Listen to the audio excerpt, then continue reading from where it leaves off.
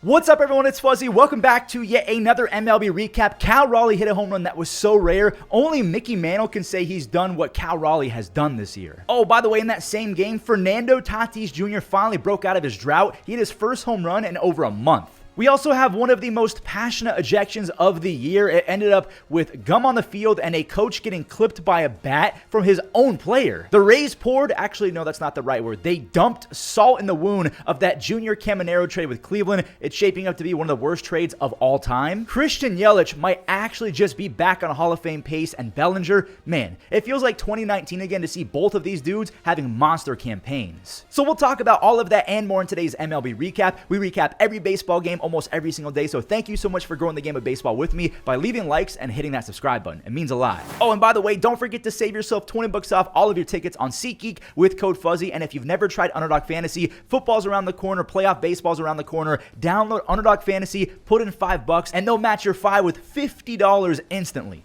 You're welcome, but as always, please play responsibly. Coming up first, Willson Contreras tossed his bat at his own coach. What in the world happened in this game? Now, before all of that, Nick Gonzalez, who's now on a 9-game hit streak, he got on for Brian Reynolds, who just cleared the deck. Brian Reynolds goes 432 feet for his 14th home run. Spencer Horwitz, he goes back-to-back, and I guess it's safe to say the Pirates, they won the Luis Ortiz trade. Who knows if he's going to get banned or not? I feel like that decision's coming supposed to be coming the next day or two. The Cardinals, they got right back into it with a flurry.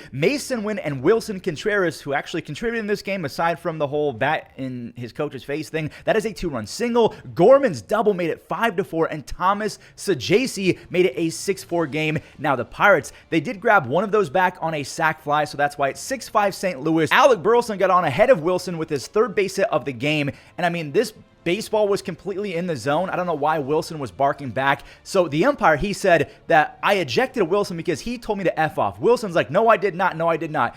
Okay, now I will. F off, F off. And he was just going absolutely berserk. He then tossed his bat back and he hit his own coach. Then later, a gum bucket went flying. I like Willson Contreras, but he had absolutely no regard for anyone else. He didn't check up on the coach after hitting him with his own bat. The staff had to go up and pick up after Willson. Honestly, that was a big fat baby tantrum. I did not like that. The Pirates, they did tie it, but Burleson, he walked it off, so it ended up being a good night for Cardinals fans regardless. That was his fourth base hit of the game, and they're back within 5.5 games of the wild card.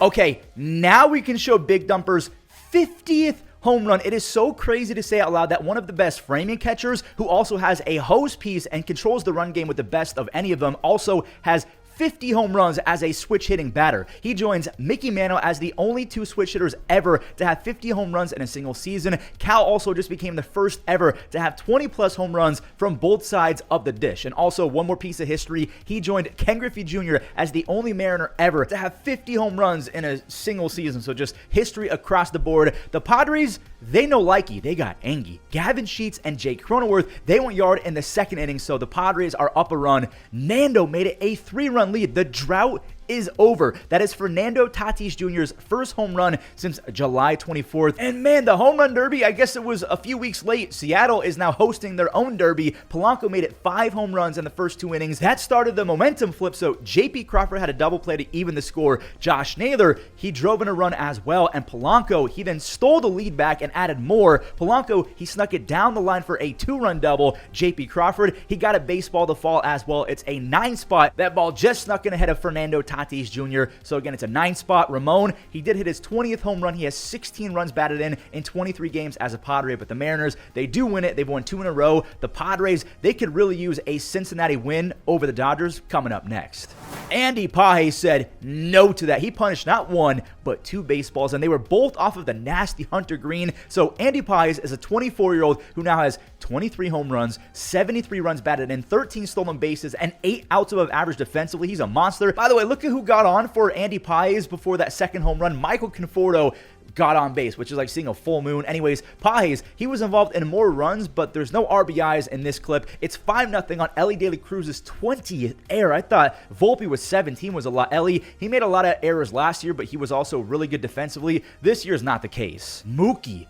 Oh my, Mookie! He's been so much better defensively at shortstop. He has 4 outs above average and 14 defensive run saves. now he's going yard. He's batting basically 360 with a 920 OPS his last 18 games ever since that standing ovation. Pages, he collected a 4th RBI, and the Dodgers, they're back in first place as Emmett Sheehan. I thought he was kind of a finesse guy. No, he allowed 2 base hits over 7 shutout with 10 strikeouts. He has a nasty changeup and 98 miles an hour in his back pocket. Again, I don't know why I thought he was a finesse kind of guy. He's not.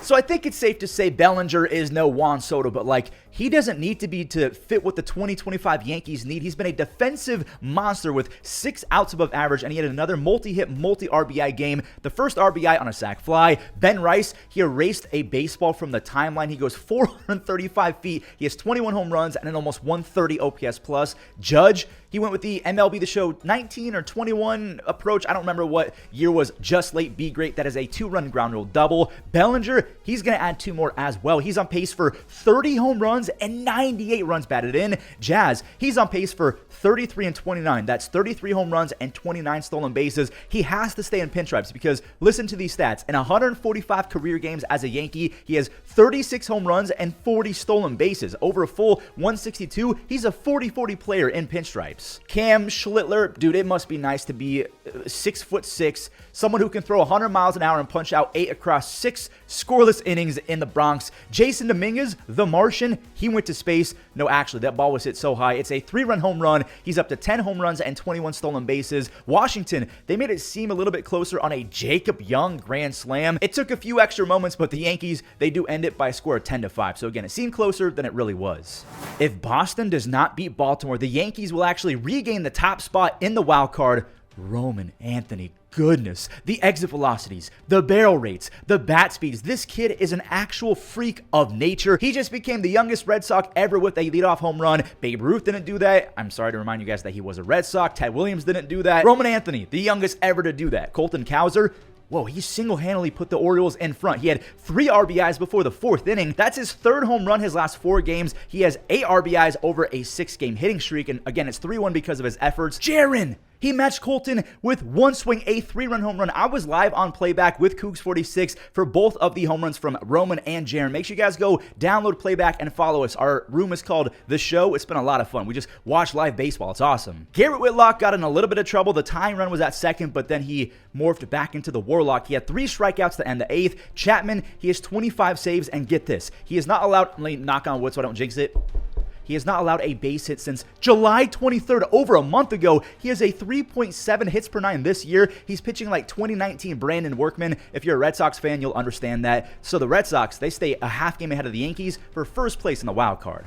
Red Sox fans were not happy with this next game, even though it's Tigers, A's. How could they be upset? Well, Garrett Crochet is obviously a Red Sox. He's going for a Cy Young. His only competition is Tarik Skubal, who allowed 6 runs, but it didn't count as 6 runs. Let me explain. Skubal, he had 1 million strikeouts through 6 scoreless. I mean, look at some of these pitches. Now he's got a lead. So Glaber, he popped off for his 14th home run. When Cel Perez, he had a 2-run blister. He's up to a 121 OPS plus. And here's why Boston Red Sox fans are not happy. So Jacob Wilson had an RBI in the 6th, but Blade, he got on and then to 3rd on an error, so he scored. It's an unearned run. This was an earned run. Colby Thomas launched his 4th home run. Then there was 2 singles, an error by Zach McKinstry, so the bases are loaded with nobody out. Geloff struck out, Blade struck out, so it should be 3 outs. Instead, it's a Bangaliers grand slam. Shea Bangaliers with 4 runs on 1 swing, so Tarik gave up 6 runs on the night, but only 1 of them was an earned run, so he goes 6 2/3 with 12 strikeouts, which means that he lowered his ERA and he had a monster performance. Red Sox fans are like, monster performance in air quotes, and they're just mad that Skubal was only given 1 earned run, but that's been the rules for forever. If it would have been the 3rd out, everything after that is an unearned run. It's been that way for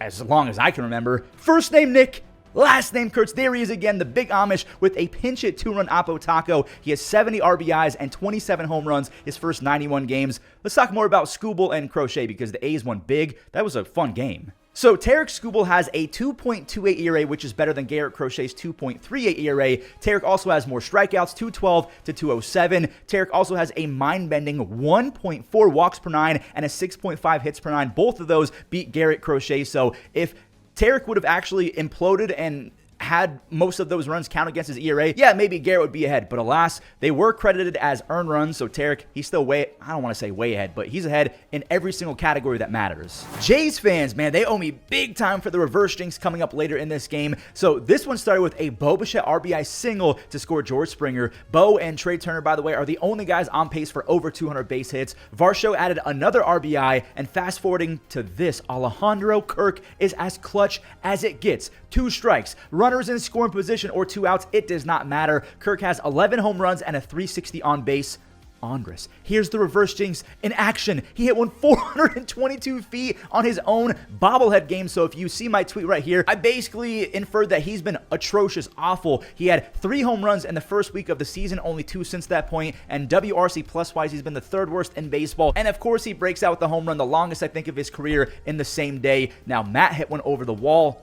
See what I did there? Springer got it back. Andruw, he stole the bag, I guess, and then he was cashed in on that Springer RBI. Wallner went even further. My God, he has 30 doubles, 32 home runs, and a 134 OPS plus his last 159 games. Matt Wallner absolutely rakes. Nathan Lucas has been so dang good. He's actually becoming one of the more underrated players in baseball. That's a 2-run double. Vladdy, he's back as a starter after he tweaked that hamstring on a stretch. He got it to a 10 spot. The Jays are 77-55. Philly is also trying for their 77th win, and look at this. It seems like it's going to happen. It's 3-0 already after a Schwarber grounder, a Bohm 2-run single. Bohm could not save this one, though. Mark Vientos, he has been a man amongst boys lately. Nimmo and McNeil, they then combined to tie it, and this is all off of the disgusting Christopher Sanchez. He just did not have his stuff. He walked 3 over 2 innings. Mark, the dude's scorching hot, a second RBI double. Then Luis Torrens, he split a gap for a 5 spot, and Luis Torrens is going to be talking about 5s later in this game. Stay tuned. Again, all of this is off of Christopher Sanchez, who is going to finish top 3 or 5 and Cy Young easily top 5. Yeah, Sanchez was not happy. He went into the dugout and started kicking stuff. Romano, I don't think this guy's going to be in baseball for much longer because it's been that bad. Luis, his second RBI extra base hit is a 3-run home run. Romano, he has an 8.2 ERA this year after putting up a 6.6 ERA last year. Tyrone Taylor, his third base hit of the day is an RBI. McNeil added a second RBI, and Luis Torrens, he secured a 5-run night. The Mets, they are 6 games back in the Phillies, but bigger news, with that Reds L, the Mets are back up to 2.5 games ahead for the final wildcard spot. If you're asking me, a Cleveland fan, this was the saddest day to be a Cleveland fan since the 3-run choke job in the World Series, also that Lindor trade and seeing the result of it. This Junior Caminero trade might be the biggest sin this franchise has ever committed. Bo made an error, Bob Seymour had an RBI to make it 2-0, and Bybee, he's visibly upset in the dugout. My best John Boy impression, I think he said, "Let's go, wake the F up." Stephen Vogt, the manager, tracked him down, and I think he said, "Take it to the tunnel. You got to be effing kidding me." Bybee, I respect the fire, but I don't think he's the right guy for the message right now because he allowed another 4+ runs. He better wake up. If he's telling anyone to wake up, you wake up, sir. You almost have a 5 ERA. Junior Caminero tagged him for his first of 2 home runs on the night. Oh, great. Another former Guardian. Yandy hit one. We'll talk about in a second because the rookie Ian Seymour, he's shredded Cleveland. 8 strikeouts and a scoreless debut. I got to tip my cap. He looks sharp. Yandy now has 22 home runs. Bybee has allowed 4+ and 9 of his last 10 starts. Like, he's been just abysmal. Junior has 39 home runs. Remember, they got Junior Caminero for Tobias Myers, who the Guardians then DFA'd. So a quick reminder, the Guardians gave away Junior Caminero, who almost has 40 home runs as a 22-year-old, for absolutely nothing. Carson Williams had a 2-run double.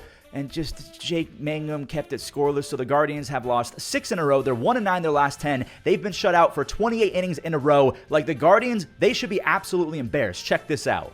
So not only is their season probably over after making the ALCS, they traded away Junior Caminero, who has 39 home runs and 94 RBIs, right? Yandy has 22 home runs and 74 RBIs. So just talking about the Rays, they traded away 60 home runs and 168 RBIs this year for absolutely nothing. Oh, when we mentioned Francisco Lindor with 25 home runs and 72 RBIs, Yainer Diaz, he was traded for Miles Straw. Yainer has 18 home runs and 55 RBIs. So the new total is 104 home runs and 295 RBIs for 0 players left. In the Junior, Yandy, Francisco, and Yainer trades, there's not a single soul left. It's an absolute travesty and an embarrassment. I think that Chris Antonetti, the GM, he tries his best with what he has because the ownership can get a little bit cheap. But the Junior, Yandy, and Yainer trades were not money related. He just straight up botched them. They're all-time botch jobs. 2 more shutouts coming your way. We're going to recap them super quick. This Zach Neto kid is going to put up some cartoonish offensive stats for a shortstop. He goes yard on the first pitch against DeGrom. He's homered off DeGrom, Skubal. He has no fear. By the way, I don't know how to check, but that was his 9th leadoff home run of the year. I don't know if that's a record for the Angels or not, because I know Trouty had a bunch of leadoff home runs. DeGrom, he settled in. He actually struck out 7, but his old battery mate got to him. Travis D'Arnaud had an RBI single. He scored Taylor Ward twice. He doubled in Taylor Ward later in the 6th inning. Logan O'Hoppe, finally, he has 19 home runs, but he had won his previous 35 games. He's been in the biggest funk, I think, of his life, like dating back to high school, Little League, college, you name it. The Halos, they went easy, and shout out to Jose Soriano. He had 6 strikeouts over 5 2/3 scoreless. He's had 2 blow-up starts recently, but he's been very solid aside from that. Over his career as a starting pitcher, he has a 3.6 ERA. You'll take that. These second half White Sox are kind of nice. They're not World Series contenders, but they're now 16 and 18 in the second half. Again, nothing really crazy or special, but they've been way better, and it's mostly been because of rookies. Rookie Edgar Quero, he's a catcher. He doubled in another rookie, Chase Mydroth. Lenyn Sosa, one of the rare non-rookies. He traded places. Another non-rookie, Curtis Mead. But Curtis Mead used to be a super prospect with the Rays. They traded places with each other. 3 RBI doubles in the first. Corey Lee, the former super prospect for the Astros. He looks awesome right now. Again, he was a top 70 prospect. Imagine if he breaks out with everyone else. Brooks Baldwin, he went back-to-back with Corey Lee, and back to Brooks Baldwin. He had to run forever, and he slides in foul territory to make a pretty web gem. Shane Smith, he ends his night with 97 miles an hour. He allowed 1 base hit. He has a sub-3 ERA his last 6 starts, so he's back to being first or second month Shane Smith. Lenyn Sosa had a 2nd RBI. The second half White Sox, they're top 5 in runs, home runs, batting average, slugging, and OPS. If they get Jonathan Cannon to break out, and if they can get Drew Thorpe back and healthy and some of their other starting pitchers, I mean, the White Sox, they can be good. Not in 2026, but probably 2027, right? Milwaukee is reminding us all that even though they had a recent skid, they are not going anywhere. Andruw, Monasterio, and Bryce Terang, they singled in the first few, and Yelich, he doubled the lead. The 33-year-old Yelich now has 26 home runs, 90 RBIs, 15 stolen bases, just an insane fantasy season. He's nearing a 50 WAR and 2,000 strikeouts. He has an MVP, he has a Gold Glove, so he has all of the accolades. Obviously not a World Series yet, but is he back on a Hall of Fame pace? I want you guys to let me know in the comments. Monasterio, he's up to a 116 OPS plus on his 3rd home run. Woodruff, he was cruising when Arizona cracked the code. Cattell had an RBI. Corbin Carroll had an RBI. And Lourdes, he did it again. A 3-run home run gets him to 7 home runs and 32 runs batted in this month. He has the most RBIs in August since CJ Cron back in 2021. The rookie Caleb Durbin, remember he came from the Yankees. He has back-to-back games with the home run, his 9th of the season. Uribe, he threw a 100-mile-per-hour sinker for his 3rd save. The Brewers, they're 32 games over 500. They're 82 and 50. Spencer Strider cannot catch a break. He allowed 1 run and lost in this game. Marlins rookie Troy Johnston doubled in Otto Lopez, and you just can't apparently have that happen with Edward Cabrera on the mound. He dealt again. Fastballs over 100, changeups at 96 miles an hour. He goes 7 scoreless with 10 more punch-outs. He has a sub-2.5 ERA with 103 strikeouts his last 91 innings. Oh, by the way, he only allowed 1 base hit. Maximo Acosta, he has 3 career base hits. All 3 of them have left the yard. That has to be a record. Your first 3 base hits are all home runs. Who's done that before? You guys have to let me know. Drake Baldwin, he did ruin the Marlins shutout with his 14th home run. Dane Myers, he got up there looking like an outfielder in the big stew with the legendary glove, but Fauché, he locked in for his 12th save. The Marlins, I like them a lot going into 2026 if they can get healthy. Another recap in the books. Thank you guys so much for growing the game of baseball with me every single day by leaving likes and subscribing. Don't forget to use code Fuzzy on SeatGeek and Underdog Fantasy. Go to my gaming channel, Fuzzy Gaming. We've been posting some bangers over there. I'm enjoying MLB The Show again, so it's been fun. That's it. Enjoy the web gems. Thanks for watching. Off the plate, and it's Garcia throwing. Fastball grounded sharply to 3rd. Nice play by Clement, and on to 1st in time. At the line to right field, coming over McNeil to slide and make the catch. Nearly about a dozen years or so. Center field, Anderson!